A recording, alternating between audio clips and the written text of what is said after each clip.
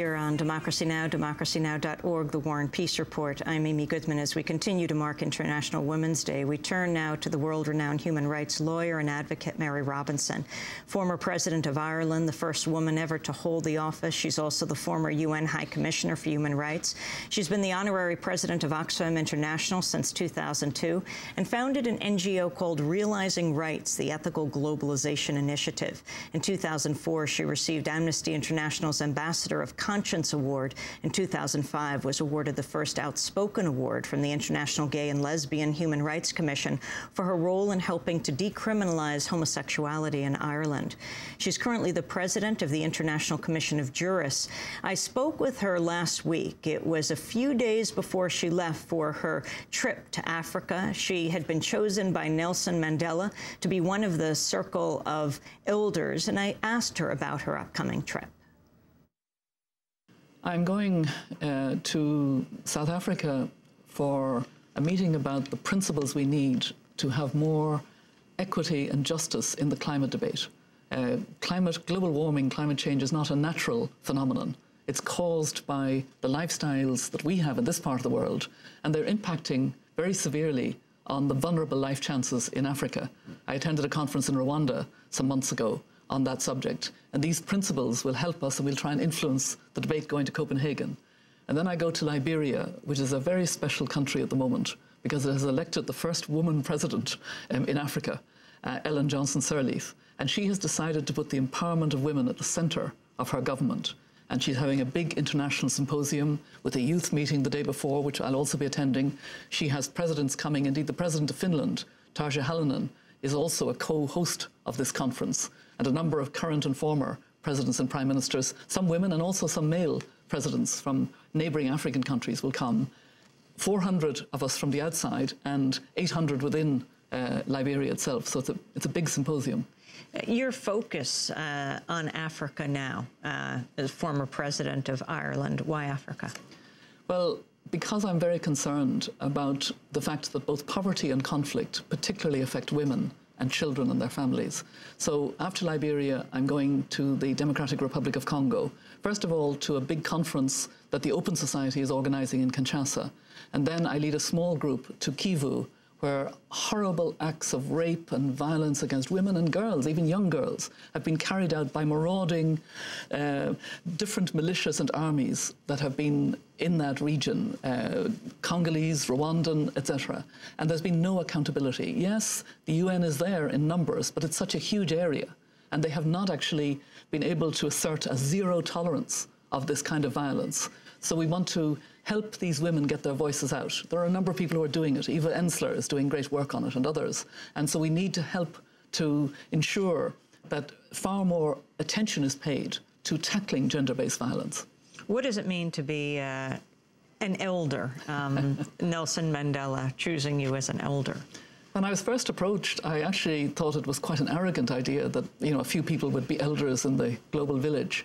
But when we met with Mandela himself, Madiba, and he sat at a round table with us, and he said, I want you to be humble and to listen and to reach out in particular to those who are very marginalized, who are voiceless, and he said especially young people. And somehow, after that, there was just no questioning anymore. It was like a responsibility, a moral responsibility on each of us. And we're trying to do our best individually under our chair, Archbishop Tutu, Jimmy Carter from this country, Mohammed Yunus, Gro Brundtland, Kofi Annan, of course. We're trying to do our best individually, but also collectively. We have a CEO now who's based in London, Mabel Van Orange, and a small staff. And the elders have been to Cyprus, quietly trying to help the peace process there. You will remember that 3 distinguished elders, Kofi Annan, Jimmy Carter and Graça Machel, tried to get into Zimbabwe, but their failure to get visas to go into Zimbabwe drew attention to the cholera and to the terrible suffering of people under bad government. And in a way, it brought more attention because Mugabe at the time refused to let these eminent people in to see what was happening. South Africa itself, what do you think of what is happening now, the divisions in the ANC? Obviously, the future of South Africa is extraordinarily important to the continent of Africa. I have very strong links there. A son of mine worked in Khayelitsha outside Cape Town over a number of years, and I learned through him how in an area that's very deprived, there are terrific people who want to better themselves, find ways to combat poverty. There is still this sense that the majority population is suffering.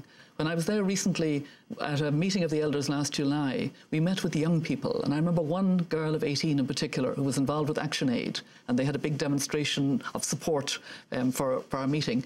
She had 1 meal a day. She was the eldest of 6. Her mother was a domestic worker. They used to have 2 meals a day. Now they have 1. And that's the modern South Africa. And I think that we do need to realise that maybe that Universal Declaration of Human Rights made more sense than we think. There are people going hungry in this country now, and I'm very sad when I see the queues for food parcels, but maybe they will understand why the right to food is such an essential human right. The right to food and safe water and sanitation and health and education. If we can regroup with a vision for our world, if the G20 that's going to meet in London on the 2nd of April will know that it's not just G20, big countries, now including more of the emerging big countries, but also those countries that are coping with dire poverty and who need to see a better future for all of us. President Robinson, the effects of the war in Iraq and the war in Afghanistan on the world. Those effects are really very damaging. I spend quite a bit of time in countries of the Middle East, and over the last few years, I've been saddened and shocked by the virulent anti-American responses to those wars. They're seen as occupation. I think it's very, very heartening, and it has certainly made a huge difference that the United States has elected President Obama and that he has shown the qualities of leadership that he clearly has.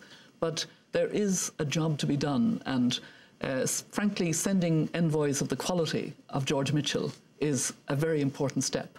And I am very keen that Secretary of State Clinton will link, for example, with women particularly, and also, the broader issues that need to be addressed in a humbler, more listening mode, which is what the world wants to see.